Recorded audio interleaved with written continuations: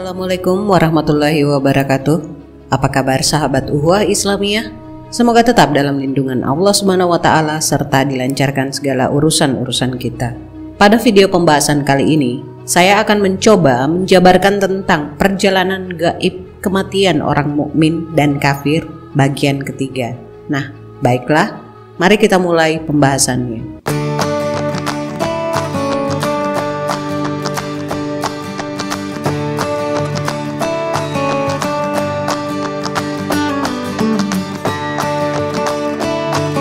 Berkat permohonan Rasulullah Sallallahu Alaihi Wasallam kepada Allah Subhanahu Wa Taala untuk meminta syafaat agar pengadilan segera dimulai dan Allah mengabulkan permohonan Rasulullah, maka pengadilan yang ditunggu-tunggu selama ribuan tahun itu pun digelar.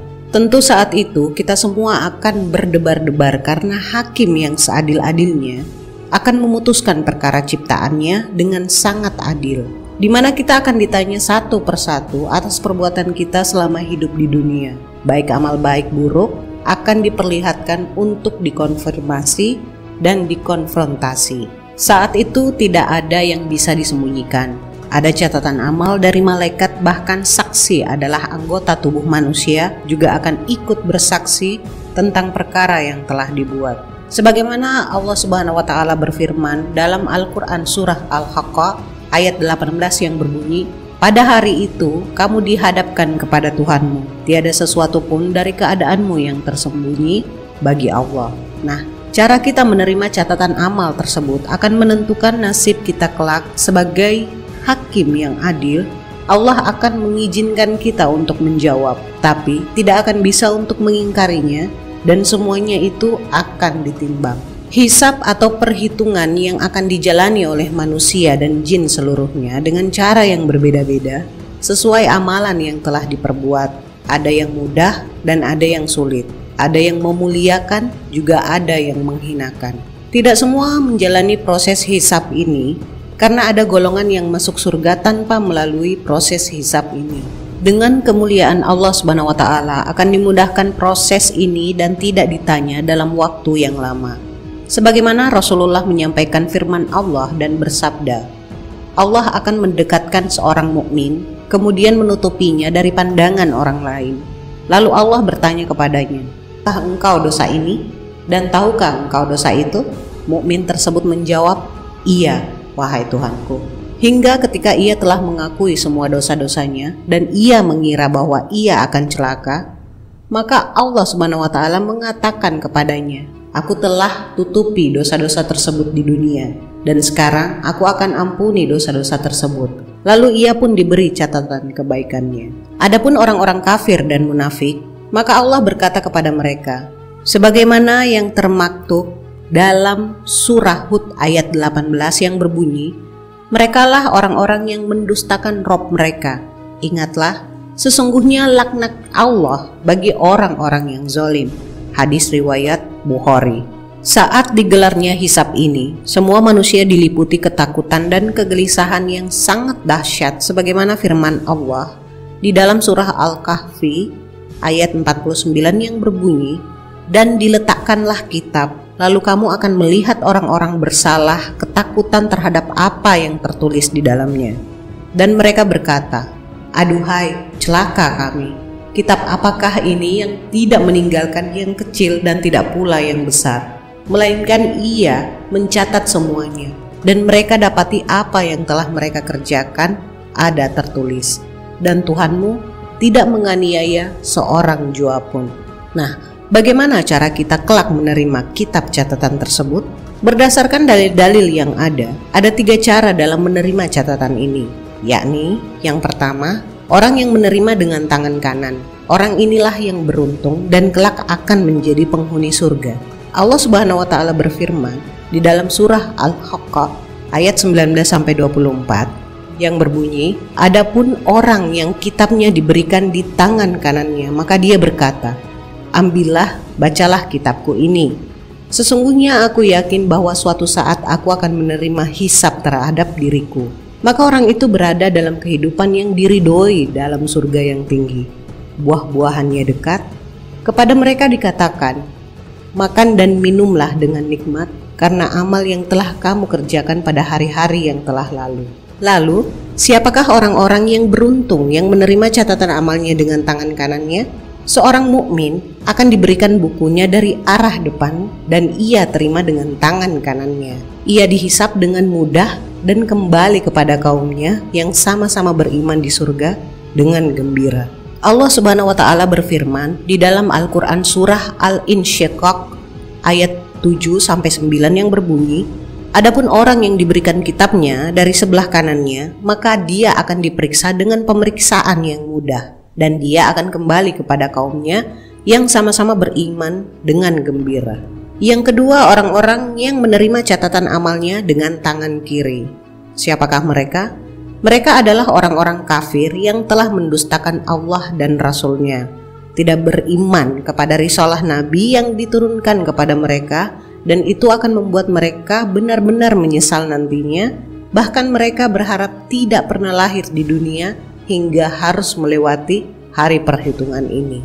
Sebagaimana firman Allah dalam surah Al-Haqqah ayat 25 sampai dengan 29 yang berbunyi, "Adapun orang yang diberikan kepadanya kitabnya dari sebelah kirinya, maka dia berkata, 'Wahai alangkah baiknya kiranya tidak diberikan kepadaku kitabku ini, dan aku tidak mengetahui apa hisab terhadap diriku. Wahai kiranya kematian itulah yang menyelesaikan segala sesuatu. Hartaku sekali-sekali tidak memberi manfaat bagiku, telah hilang kekuasaanku dariku.'" Sedangkan yang ketiga adalah orang-orang yang menerima catatan amalnya dari belakang punggungnya. Orang-orang inilah yang menerima catatan mereka dari kiri dan belakang punggung mereka, termasuk yang celaka dan calon penghuni neraka dan kekal di dalamnya. Al-Quran surah Al-Insyiqaq ayat 10-12 yang berbunyi, "Adapun orang-orang yang diberikan kitabnya dari belakang, maka dia akan berteriak, 'Celakalah aku,' dan dia akan masuk ke dalam api yang menyala-nyala, yaitu neraka. Pada saat itulah semua manusia akan teringat akan semua perkara yang telah dilakukan di dunia tanpa bisa dipungkiri sedikit pun."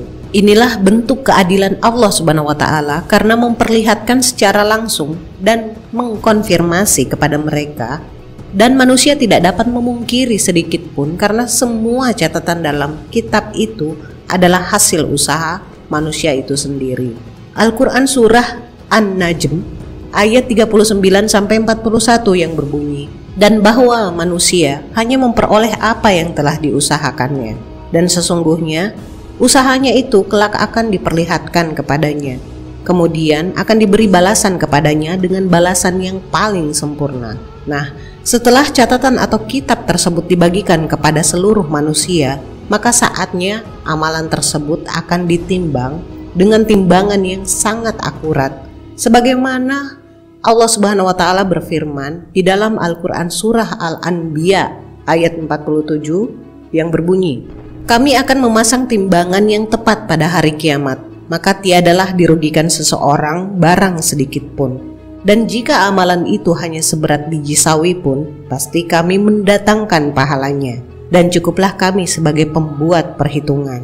Timbangan ini memiliki dua bagian, yang satu untuk kebaikan dan yang satu untuk keburukan. Jika kebaikan lebih berat, maka beruntunglah orang-orang tersebut, dan sebaliknya, jika keburukannya yang lebih, maka merugilah orang-orang tersebut. Dan tentu manusia membutuhkan amal-amal soleh agar timbangan kebaikannya menjadi berat. Lalu, amalan-amalan apa saja yang dapat memberatkan timbangan ini? Pada umumnya, semua amal soleh akan memberatkan timbangan kelak. Namun ada amalan-amalan tertentu yang dapat menjadi faktor pemberat timbangan sebagaimana yang Rasulullah infokan. Yang pertama adalah kalimat tahlil dan kesaksian akan keesaan Allah dan kerasulan Muhammad.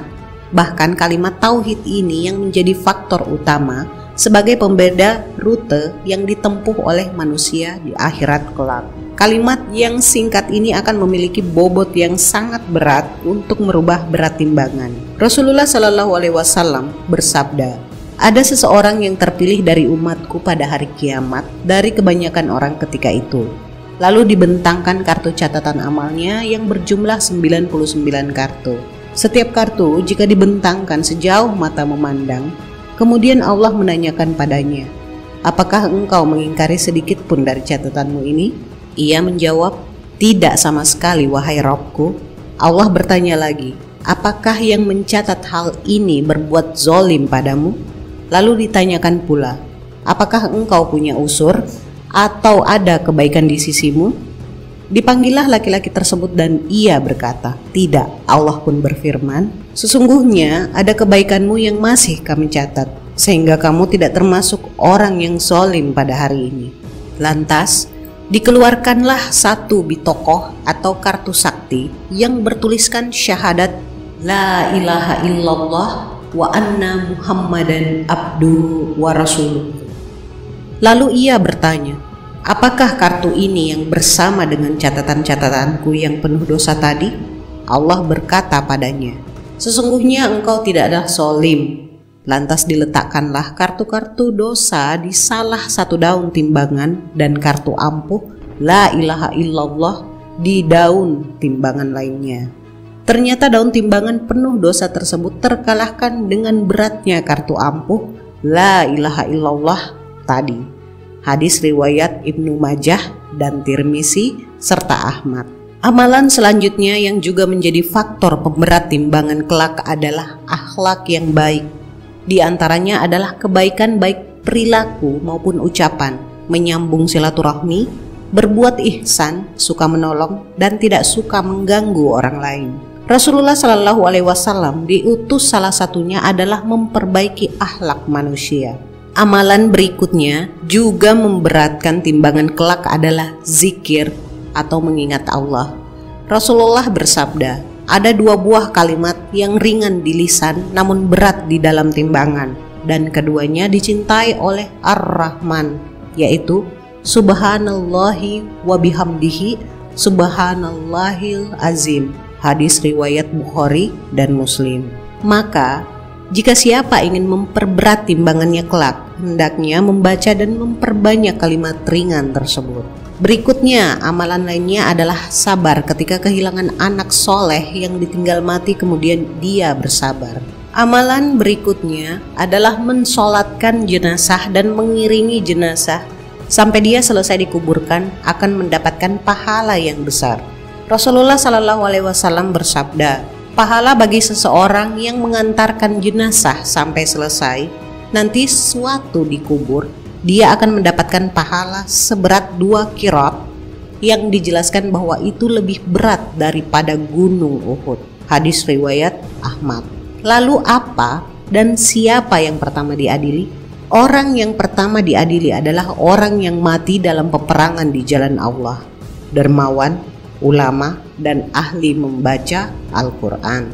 Tapi mengapa justru mereka atau orang-orang yang tampak mulia di dunia bernasib mengenaskan?